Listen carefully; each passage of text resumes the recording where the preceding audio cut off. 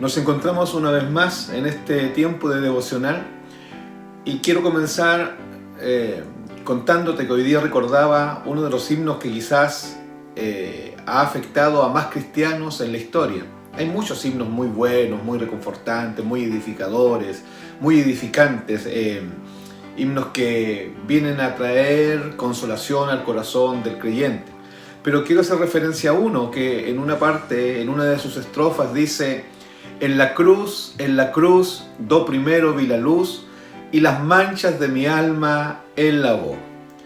Este himno es un himno poderoso, y con este himno, pensando en este himno, quiero que me acompañes a 1 Corintios, capítulo 1, verso 18, para pensar en ese texto bíblico. Dice el texto: porque la palabra de la cruz es locura a los que se pierden, pero a los que se salvan, esto es a nosotros, es poder de Dios. Pablo le escribe a nuestros hermanos de allá del puerto de Corinto y les hace un énfasis en la necesidad de predicar el evangelio de la cruz. El énfasis viene dado en la exacerbación de la palabra de la cruz. Ahora, este es un texto muy sustancioso, muy profundo, como el evangelio. Recordemos que el evangelio es sencillo pero profundo. La religión, por otra parte, es muy compleja pero al mismo tiempo superficial.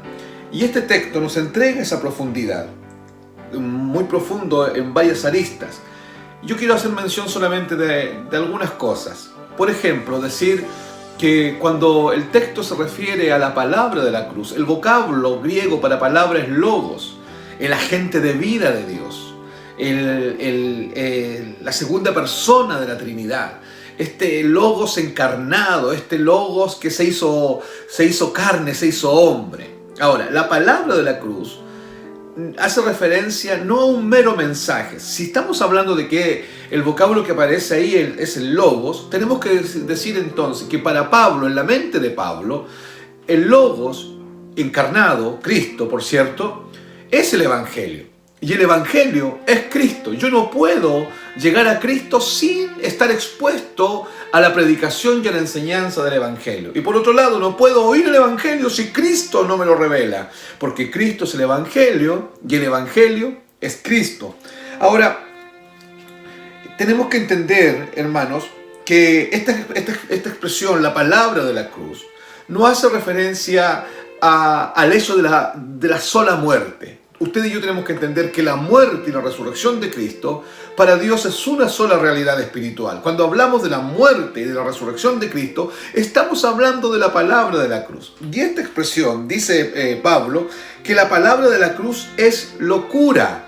La palabra locura, el vocablo locura en su original es moria. Y moria tiene que ver con torpeza, se define como torpeza, se define como locura. Se define también como algo absurdo. Moria es la palabra para locura. Entonces, todos aquellos que nacen perdidos, lejos de Dios, apartados de Dios, cuando oyen el Evangelio, cuando escuchan a un predicador del Evangelio, para ellos en su mente, en el proceso mental que ellos realizan frente a este mensaje, frente a este Dios encarnado y frente a este hombre crucificado en la cruz, Dios hombre, pero muerto como hombre, crucificado en la cruz, para ellos es locura, es absurdo, es un absurdo. Pero para nosotros, el texto dice que es poder de Dios. La expresión ahí es dúnamo, es un poder explosivo, es un poder expansivo. Cuando el Evangelio llega, cuando la palabra de la cruz llega a un hombre, traspasa sus capas cerebrales, afecta su espíritu, afecta su alma, afecta su fuero interno, y todo esto dentro de este hombre es transformado. Todo esto es radical y dramáticamente transformado. Porque es Cristo mismo, el Logos de Dios, que empieza a encarnarse en la vida de este hombre y empieza a producir esta nueva vida, una nueva vida cambiada, reformada, desde adentro hacia afuera. La gran diferencia con la religión es que la religión trata de, por un lado, uniformar al hombre y por otro lado, de generar cambios externos. No, el Evangelio genera un cambio interno por la palabra de la cruz. Ahora, esta palabra de la cruz es locura para los que se pierden, pero es poder de Dios para nosotros, para los que se salvan.